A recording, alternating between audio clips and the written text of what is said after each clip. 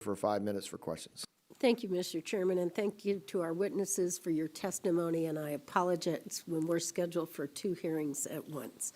Your leadership highlights the importance of our federal agencies working together to address the addiction crisis. As the founder and co-chair of the Bipartisan Mental Health and Substance Use Disorder Task Force here in Congress, I'm glad we're dedicating time to discuss the issues posed by the co-occurring mental health and substance use disorder illnesses. We must do more to respond to these challenges. We all have a role to play in reducing the stigma around mental health and addiction. CDC data shows that around 300 Americans die every day from drug overdoses. 300 mothers, fathers, sisters, brothers. We know the number of people suffering from mental health challenges is even higher than that.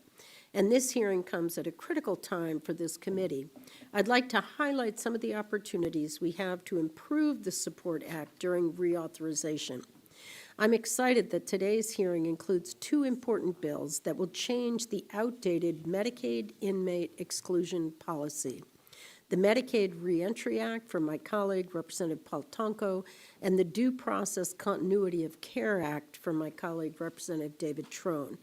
Letting people who are incarcerated keep their Medicaid coverage will support healthy communities and ultimately save state and taxpayer dollars. My bill, the Humane Correctional Health Care Act, would actually end the Medicaid inmate exclusion policy altogether, and I totally support the efforts of my colleagues to chip away at this harmful policy.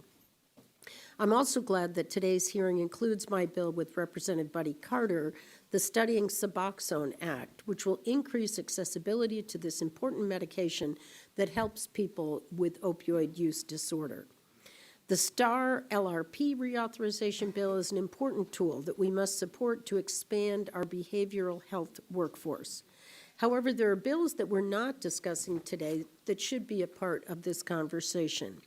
My bill with Representative Lisa Blunt Rochester, Stop Fentanyl Overdoses, is a comprehensive bipartisan approach to reducing the harms of the opioid crisis, leveraging many of the programs that have been discussed today.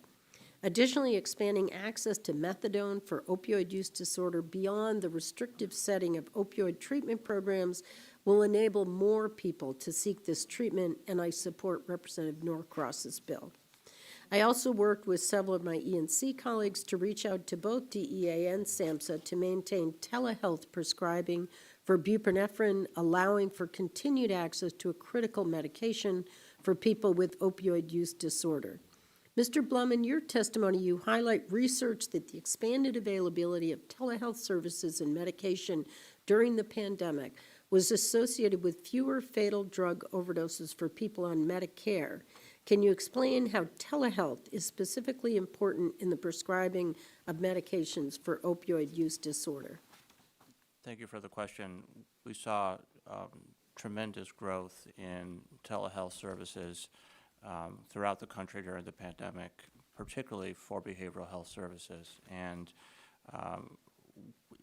we believe that maintaining access to these services is crucially important for many patients, that it helps to promote access. There are still many questions that we have to better understand for what's the right payment level, for what's the right processes for us to ensure broad access to those services, but in general, we are very supportive to continuation for telehealth services for these services. Great, thank you very much. I look forward to hearing more from both DEA and SAMHSA before the November expiration of this rule.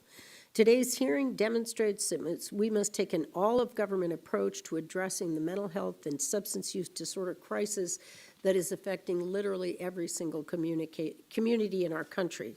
I thank my colleagues for committing to a bipartisan reauthorization that will meet the needs of our constituents, and with that, I yield back.